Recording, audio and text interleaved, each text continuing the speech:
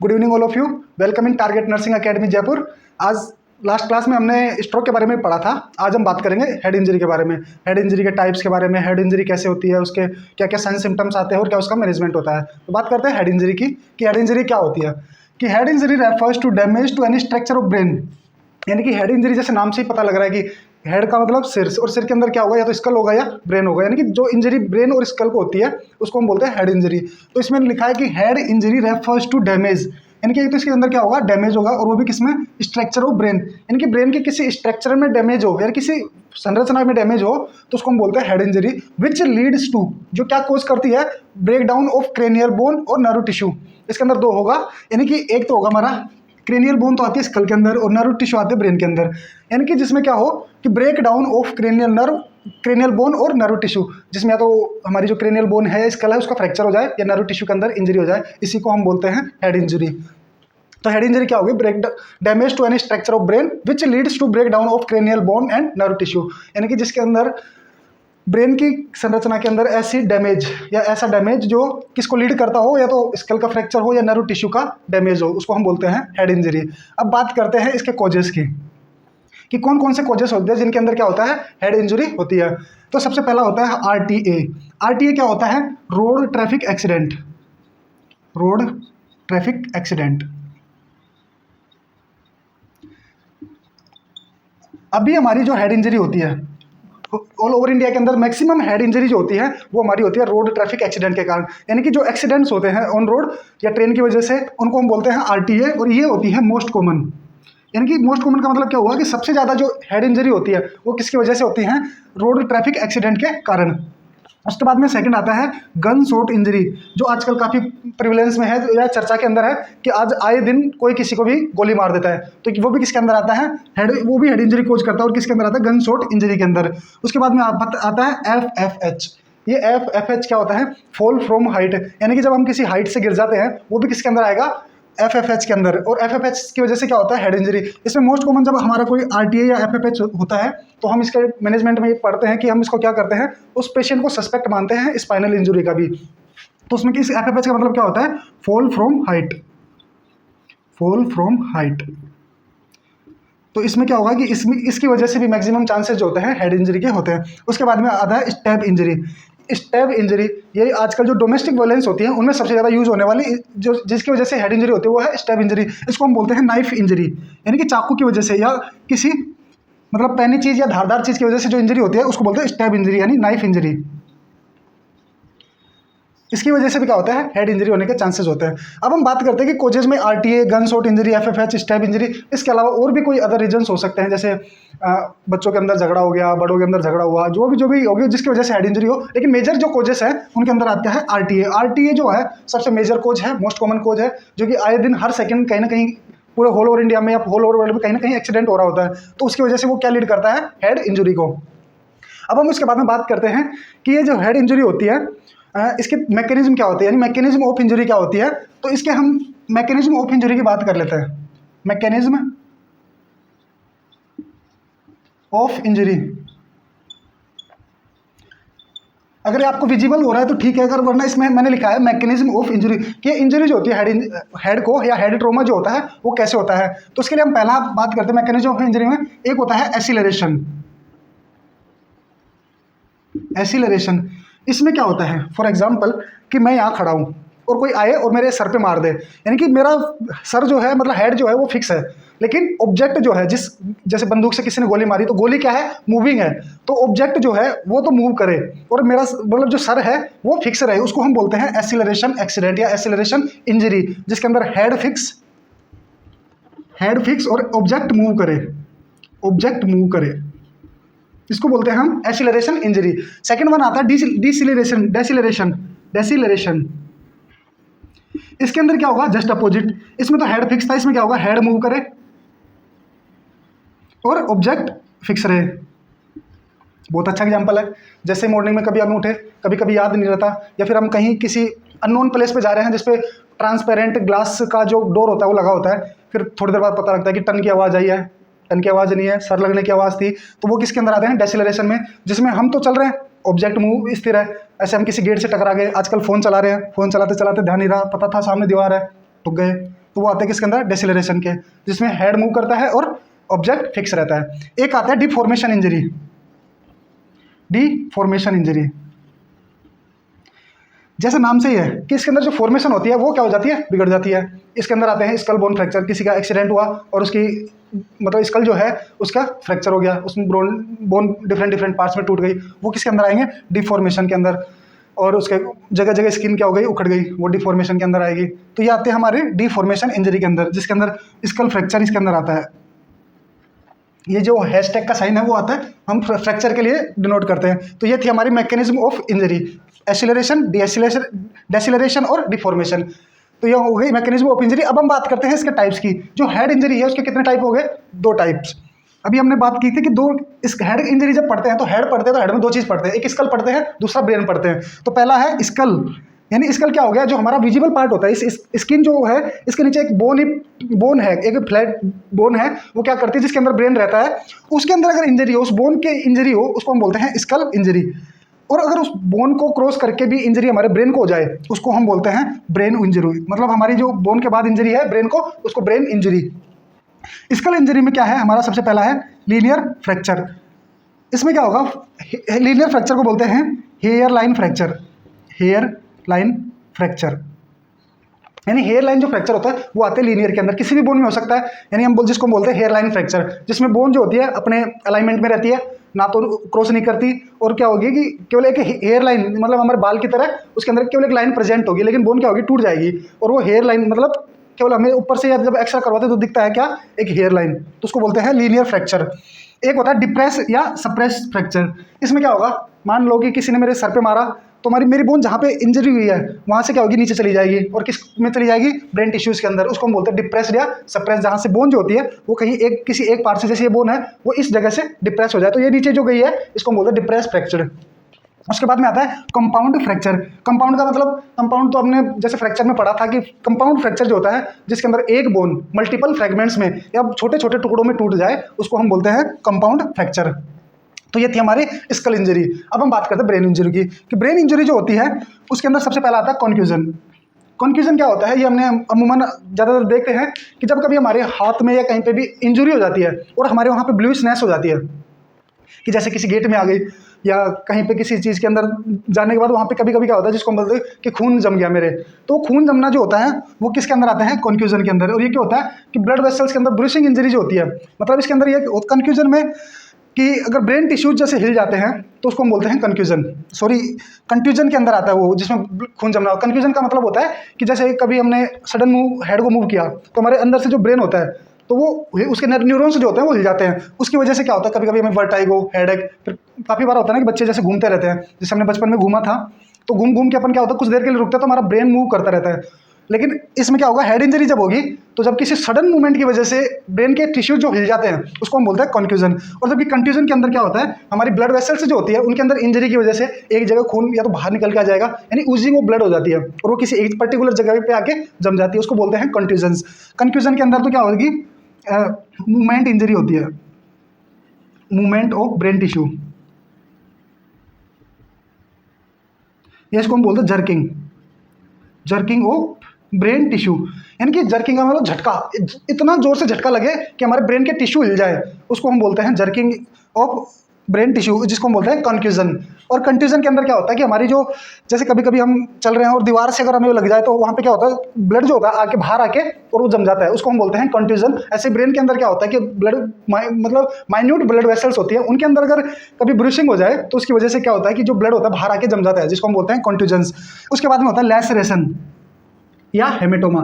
Laceration और haematoma का तो क्या होता है कि एक मेजर ब्लड वेसल्स हो, उसके अंदर क्या होता है कि जब वो फट जाए या फिर उसके अंदर इंजरी हो जाए तो ब्लड बाहर आता है। मतलब ऐसा नहीं कि उसमें तो ब्लड बाहर आके जम जाता है, इसमें क्या होगा, ब्लड बाहर आता रहता है, उसको हम बोलते हैं हेमेटोमा। जब वो जैसे बाहर आके जमेगा तो क्या होगा, बाहर आके जमने लग जाएगा और क्या करेगा, ब्रेन टिश्यूज होते हैं उनको कंप्रेस करेगा। मतलब इनके अंदर क्या होता है, जब भी हेमेटोमा होते हैं तो उनके सिम्टम्स शो होते हैं, जबकि कंफ्यूजन के सिम्टम्स शो हो भी सकते हैं, मे बी और मे नॉट भी हो सकते हैं और नहीं हो सकते। लेकिन इनमें क्या होता है, जैसे हेमेटोमा होता है, पहला हमारा EDH epidural haematoma, second one हमारा SDH सब ड्यूरल हेमेटोमा, थर्ड वन हमारा होता है EDH SDH। इसके बाद में हम बात करते हैं ICH इंट्राक्रेनियल हेमेटोमा या इंट्रासेरिब्रल हेमेटोमा। क्रेनियल हेमेटोमा तो क्या होता है, जो हमारे पेरिटोनियम, वो पेरिओस्टियम और हमारे क्रेनियम के बीच में जो हेमेटोमा होता है, उस पेरिओस्टियम और क्रेनियल बोन, याद रखना, इनके बीच में जो हेमेटोमा होता है उसको हम बोलते हैं इंट्राक्रेनियल हेमेटोमा। और अगर हमारे सेरिब्रल हेमिस्फीयर के अंदर ब्लड कलेक्शन हो जाए तो उसको हम बोलते हैं intra cerebral haematoma. ICH, EDH epidural haematoma, SDH सब ड्यूरल हेमेटोमा, यानी कि हमारी ड्यूरामीटर के ऊपर अगर हो रहा है तो उसको बोलते हैं एपिड्यूरल हेमेटोमा, और सब अगर ड्यूरामीटर के नीचे है तो सब ड्यूरल हेमेटोमा। लेकिन अगर ब्रेन के सेरिब्रम के अंदर हो रहा है, यानी सेरिब्रल हेमिस्फीयर के अंदर अगर ब्लीडिंग हो रही है, उसको बोलते हैं ICH। तो ये थे हमारे हेमेटोमा। हम सेपरेट टॉपिक पे एक, मतलब ये दोनों टॉपिक हैं, EDH और SDH। हम यहाँ पढ़ेंगे केवल नाम कि EDH और SDH क्या होते हैं, लेसरेशन है हेमेटोमा के अंदर आते हैं। इनकी हम एक नेक्स्ट छोटी क्लास लेंगे जिसके अंदर EDH और SDH की बात करेंगे। उसके बाद में हम बात करते हैं, जो ये तो थे हमारी इंजरी, स्कल इंजरी और ब्रेन इंजरी। अब बात करते हैं कि इनके क्या क्या साइन सिम्टम्स आते हैं। जब हमारी हेड इंजरी या ब्रेन इंजरी जब होता है तो हमारे को क्या क्या साइन सिम्टम देखने को मिलता है। तो सबसे पहला होता है इंक्रीज ICP।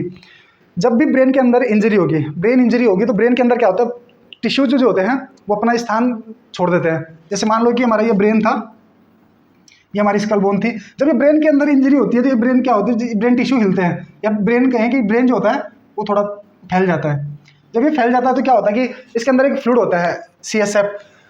वो CSF क्या होगा, या तो लीक हो जाएगा या फिर कहीं पे हिल जाएगा, और उसकी वजह से हमारे क्या होता है, जो इंट्राक्रेनियल प्रेशर होता है, जैसे ब्रेन टिश्यू, एक फ्लूइड तो नॉर्मल है, मतलब एक बैलून है, बैलून के बाहर एक लेयर फ्लूइड है। अगर हम फ्लूइड के अंदर जैसे एक एग्जाम्पल समझिए, ये हमारा एक बैलून है, ये हमारा दूसरा बैलून है, ये तो हमारी क्रेनियल बोन है, ये हमारा ब्रेन है। अगर इस ब्रेन के अंदर चेंजेस हो जाए, ब्रेन मान लो इतना बढ़ गया, तो ये हमारा जो फ्लूइड था, क्रेनियल फ्लूइड था, CSF था, इसके ऊपर क्या होगा, प्रेशर बढ़ेगा। ये जो प्रेशर बढ़ रहा है इसी को हम बोलते हैं इंक्रीज ICP। तो क्या समझे कि जब ब्रेन के अंदर प्रेशर आता है तो वो क्या क्या करता है, हमारा जो CSF होता है उसके ऊपर प्रेशर डालता है, जिसकी वजह से क्या होता है, हमारा इंट्राक्रेनियल प्रेशर बढ़ता है। और इंट्राक्रेनियल प्रेशर जब बढ़ता है तो उसका साइन सिम्टम होते हैं सीवियर हेडेक। इसका साइन सिम्टम क्या आएगा, सीवियर हेडेक, वर्टाइगो। तो इसका साइन सिम्टम आएगा सीवियर हेडेक और वर्टाइगो।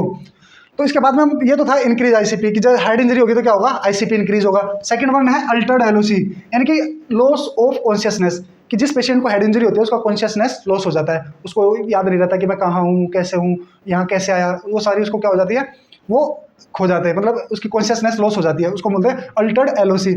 उसके बाद में उसको सीजर्स आ सकते हैं। सीजर्स तो जब हम सीजर्स पढ़ते हैं तो उसमें पढ़ते हैं कि इलेक्ट्रिकल एक्टिविटी इम्बैलेंस हो जाए, यानी कि हमारी imbalance electrical activity known as seizure. तो जब भी हेड इंजरी होगी तो स्वाभाविक सी बात है कि ब्रेन के अंदर बहुत सारे इलेक्ट्रोलाइट चेंजेस हो जाते हैं, उनकी वजह से भी सीजर्स आ जाते हैं। उसके अलावा क्या होगा, फोटोफोबिया, यानी कि उसको जो हमारी सनलाइट होती है उसकी वजह से उसको फोबिया हो जाता है। और ये भी होता है कि जब हमारी ऑप्टिक नर्व की डैमेज हो जाए उस कंडीशन में भी फोटोफोबिया होता है। तो क्या होगा, फोटोफोबिया। एक होता है रैकोन्स आई, या इसी को हम बोलते हैं पांडाज आई। ये क्या होता है, रैकोन आई या पांडाज आई, हम मूवी देखते हैं, मूवी के अंदर बहुत बार ऐसा होता है कि मतलब दो या तो विलन हो या दो एक्टर हो, उनके बीच में फाइट हो रही है। फाइट सीन में क्या होता है कि वो एक उसके आंख पे या फेस पे एक मुक्का मारता है, एक अच्छे से पंच करता है। उस पंच के बाद वो उसकी आंख ना, ये हमारी आइज़ है, उसके बाद में आइज़ के चारों तरफ क्या होता है, वो ब्लैक ब्लैक हो जाती है इस तरीके से। तो ये जो ब्लैक आइज़ है, मतलब आइज़ के चारों तरफ जो ब्लैकनेस है, जो हमारे ब्लड कलेक्ट होता है, उसको हम बोलते हैं पांडास आई। ये भी किसका है, हमारे फेशियल ट्रॉमा जो होती है उसका साइन है, रैकून साई या पांडास आई। उसके बाद में एक होता है बैटल साइन।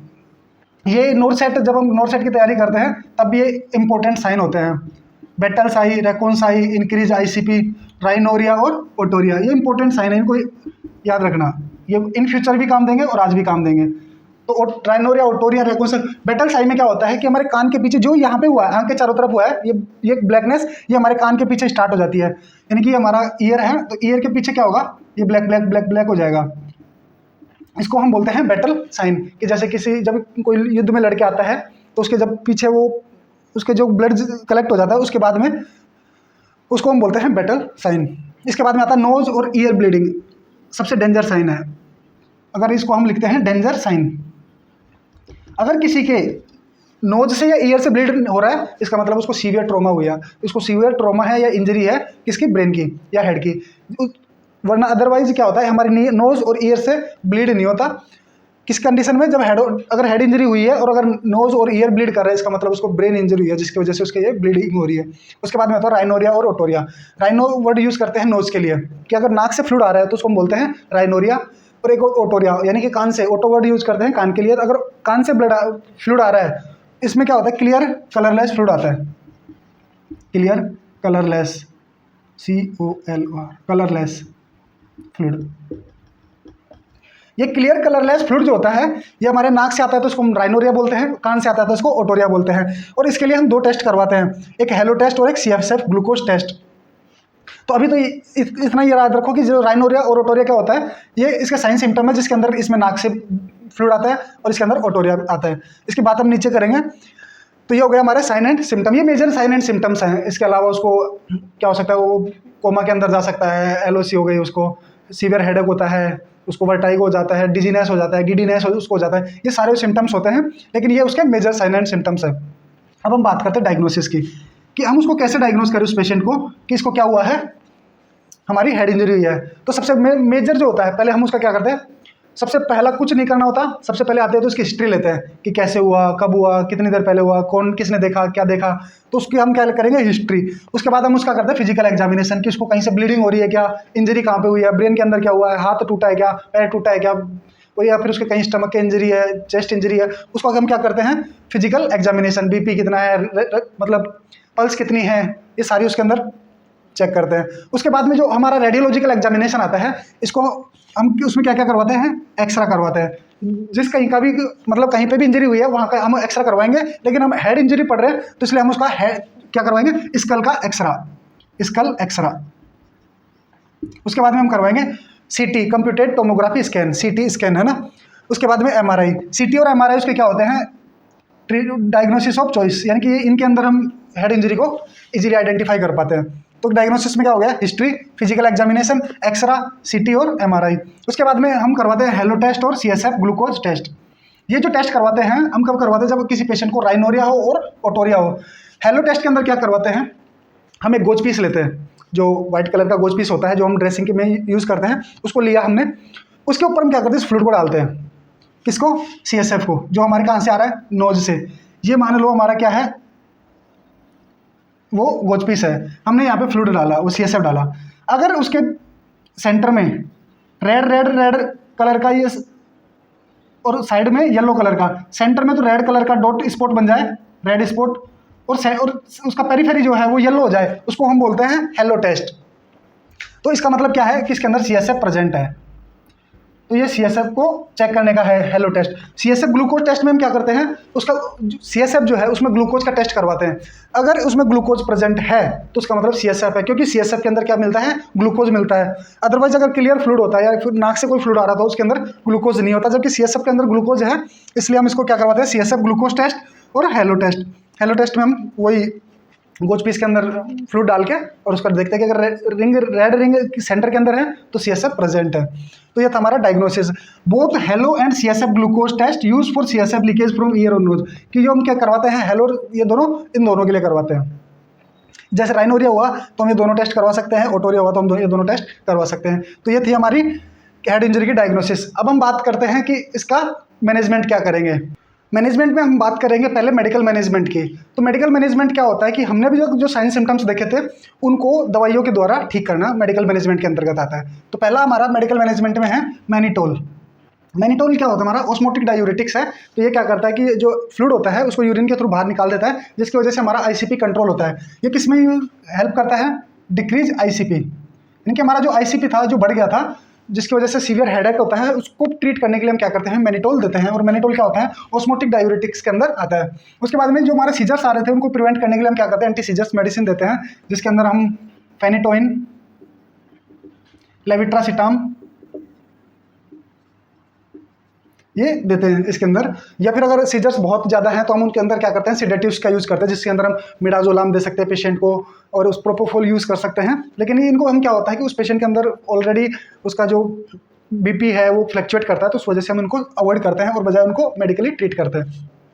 उसके बाद में क्या होता है, उसको जो हेडेक सीवियर हेडेक था या बॉडी एक था, उसको ट्रीट करने के लिए हम क्या करेंगे, एनाल्जेसिक से देंगे, जिसके अंदर हमारे डिफरेंट ग्रुप के analgesic according to patient situation के देते हैं, जिसमें एसिटामिनोफेन है, डाइक्लोफिनेक है, ट्रामाडोल्स है, उसका हम यूज़ कर सकते हैं। उसके बाद में आता है एंटीबायोटिक। एंटीबायोटिक क्या होता है कि जैसे हमारे वो ओपन वुंड इंजरी होती है, उसके अंदर चांसेस होता है कि उस वुंड की वजह से उसको क्या हो, इन्फेक्शन हो जाए, तो हम सेकेंडरी इन्फेक्शन से, जो उस वुंड की वजह से हो रहा है, उस सेकेंडरी इन्फेक्शन से बचाने के लिए हम क्या करते हैं, उस पेशेंट को एंटीबायोटिक्स देते हैं। तो ये था हमारा मेडिकल मैनेजमेंट। अब हम बात करते हैं कि हम उसको कैसे सर्जिकली ट्रीट कर सकते हैं। सर्जिकल मैनेजमेंट में हम बात करते हैं, एक होता है हमारा फर्स्ट वन ओरिफ। ओरिफ क्या होता है, open reduction and internal fixation. Open reduction and internal fixation.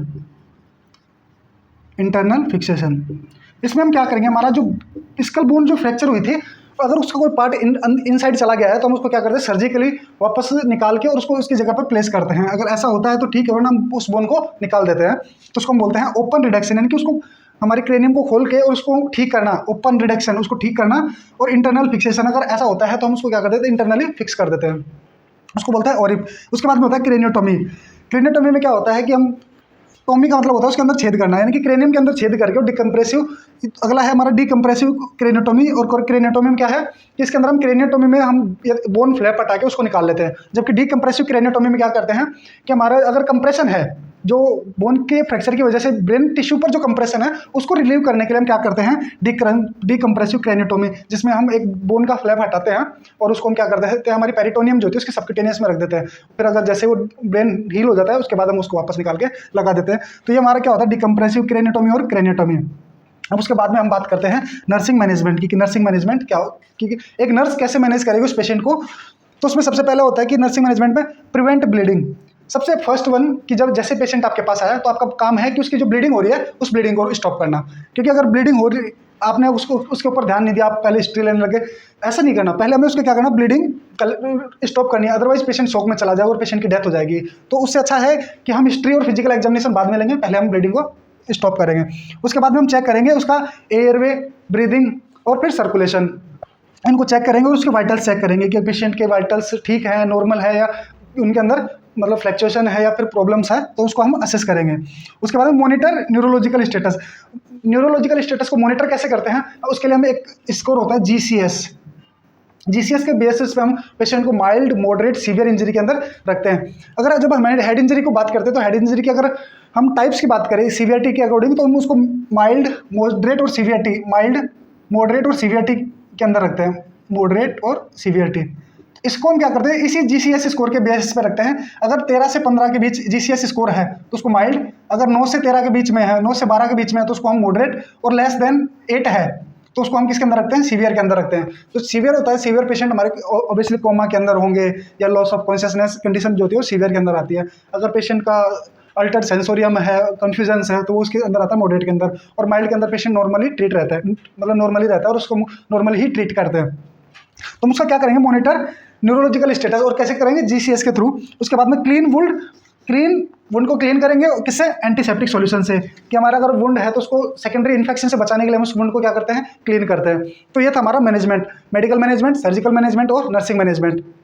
अब इसके बाद में हम बात करते हैं नर्सिंग डायग्नोसिस की, कि एक उस पेशेंट के लिए हम क्या क्या नर्सिंग डायग्नोसिस बना सकते हैं। तो कुछ मोस्ट इंपॉर्टेंट जो थी वो मैंने यहाँ पे लिखी है, इनके रेशनल और डायग्नोसिस हम उसकी बात करते हैं। तो फर्स्ट वन नर्सिंग डायग्नोसिस जो है हमारी वो है अल्टर्ड टिश्यू परफ्यूजन।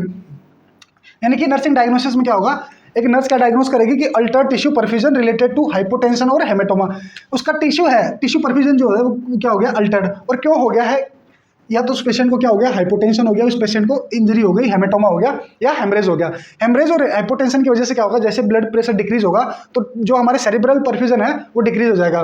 तो सेरिब्रल परफ्यूजन डिक्रीज होगा तो उसको हम कैसे लिखेंगे, altered tissue perfusion related to hypotension और हेमेटोमा। अब हमें कैसे पता है, एक नर्स को कैसे पता कि उसका ये टिश्यू परफ्यूजन जो है अल्टर हो गया, तो उसको वो क्या करेगी, इम्पेयर्ड फिजिकल फंक्शन, कि जैसे ही ब्रेन को ब्लड सप्लाई नहीं मिलेगी तो उसके फिजिकल फंक्शन जो है, मतलब ब्रेन इम्बैलेंस हो जाएगा, ब्रेन फंक्शन इम्बैलेंस तो फिजिकल फंक्शन इम्बैलेंस, तो उसको हम लिखेंगे इम्पेयर्ड फिजिकल फंक्शन। अब इसके लिए हम क्या क्या कर सकते हैं, अब इसके बाद में हम लिखते हैं इसको लिए कि पेशेंट के लिए वो क्या करेगी, रेशनल,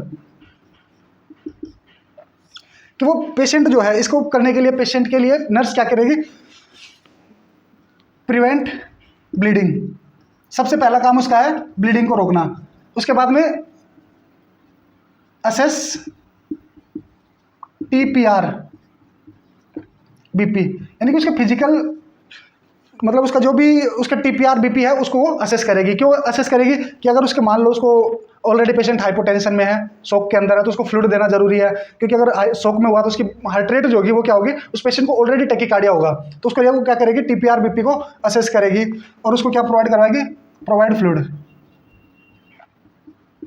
अगर इसके बाद भी अगर ज़्यादा है तो वो क्या करेगी, इन्फॉर्म डॉक्टर।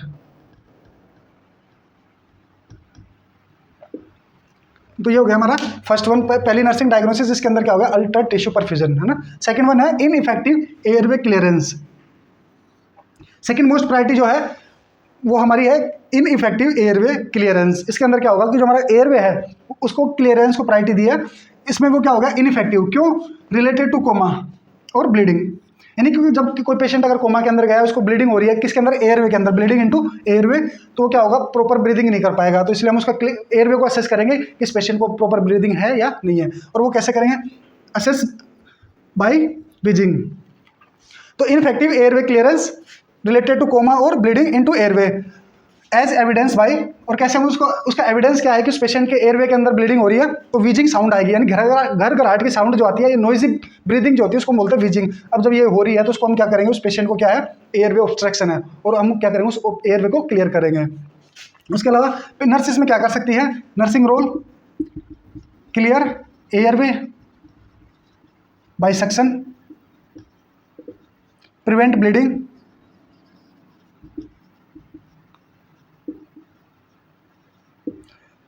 Provide oxygen.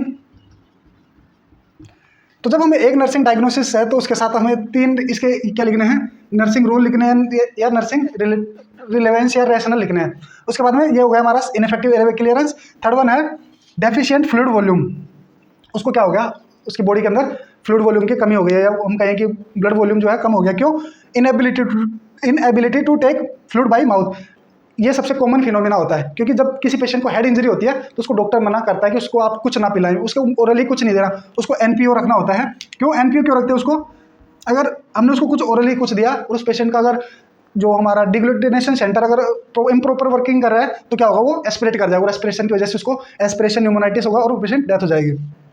तो उसके अंदर क्या होता है, फ्लूइड वॉल्यूम डेफिसिट होने के ज़्यादा चांस होता है। क्यों, क्योंकि उसको उस पेशेंट जो है माउथ से कुछ नहीं ले रहा, और हम क्या करेंगे, एज एविडेंस बाय टैकीकार्डिया और डिक्रीज SpO2। और हमें क्या पता है कि उसका फ्लूइड वॉल्यूम डिक्रीज हो गया, कि किसी पेशेंट का जब फ्लूइड वॉल्यूम डिक्रीज हो जाता है तो उसकी पल्स रेट बढ़ जाती है। क्यों, कंपनसेटरी मैकेनिज्म जब हम पढ़ते हैं तो उसके अंदर क्या होगा कि जब फ्लूइड वॉल्यूम घट रहा है तो उसकी पूर्ति करने के लिए हमारा हार्ट जो होता है उसको ज़्यादा पंप करना पड़ता है, उसकी वजह से क्या होता है, उसको टैकीकार्डिया होता है। और अगर जब फ्लूइड की कमी है तो जो हमारी सेल्स है उनको प्रॉपर ऑक्सीजन नहीं मिलेगी, जिसकी वजह से क्या होगा, उनका SpO2 डिक्रीज हो जाएगा। तो इसका लिए हम क्या करेंगे, एक नर्स क्या करेगी, nursing role, provide fluid, prepare for blood transfusion,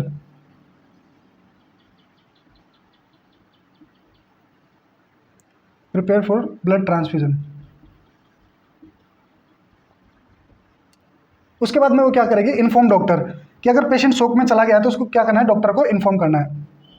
वो ज़्यादा डॉक्टर बनने का प्रयास ना करे नर्स, और वो क्या करे, इन्फॉर्म कर दे डॉक्टर को। उसके बाद में लास्ट वन जो हमारी लास्ट नर्सिंग डायग्नोसिस है वो है infection related to open wound injury. यानी कि अभी हमने बात की थी कि जो हमारा वुंड अगर ओपन है तो उसकी वजह से क्या होता है, उसको इन्फेक्शन होने का चांस होता है, जिसको हम बोलते हैं सेकेंडरी इन्फेक्शन। क्यों, अगर हेड इंजरी की वजह से नहीं, उसको वुंड की वजह से जो इन्फेक्शन हो रहा है तो वो हमारा होता है सेकेंडरी वुंड इन्फेक्शन।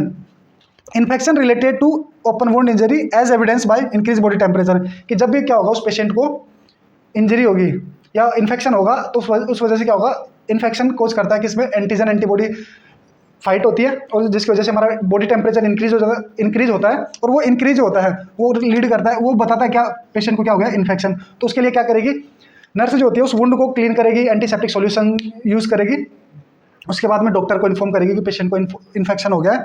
और तो यह था हमारा हेड इंजरी। तो यहाँ तक हमारी हेड इंजरी कंप्लीट। अब नेक्स्ट टॉपिक में हम कोई नेक्स्ट डिसऑर्डर की बात करेंगे। तो यहाँ तक देखने के लिए थैंक यू सो मच।